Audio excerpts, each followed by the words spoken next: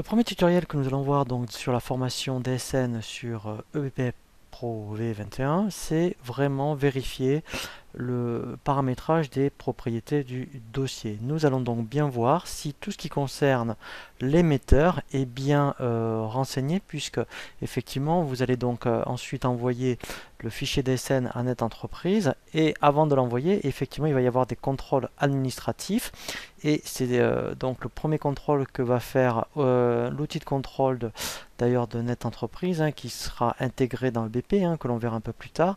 Et bien effectivement la première chose qu'il va vérifier, il va vérifier s'il y a bien le mail du déclarant, le SIRET, le nom, prénom de l'émetteur.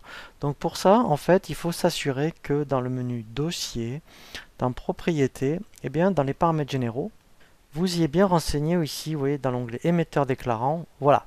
Ici, en fait, c'est des informations uniquement administratives, mais il faut absolument donc bien les renseigner, puisque, mettons, s'il manque le SIRET, c'est bloquant.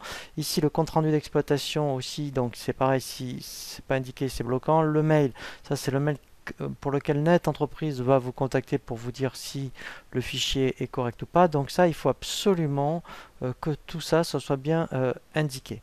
Donc c'est la première chose. Et si éventuellement effectivement l'émetteur est différent, le déclarant en tout cas est différent de l'entreprise, et bien dans ce cas-là, dans le menu dossier, propriété, préférences, vous avez donc la même chose. C'est-à-dire qu'ici vous avez, vous voyez, émetteur déclarant.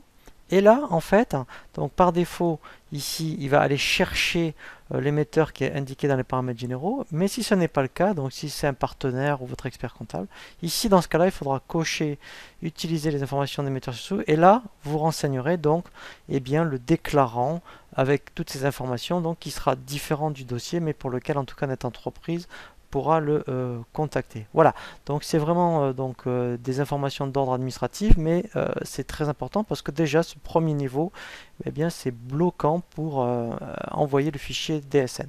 Voilà, donc là maintenant je vous propose un deuxième tutoriel où là on va voir effectivement tout ce qui va concerner les cumuls donc qui sont spécifiques à la DSN.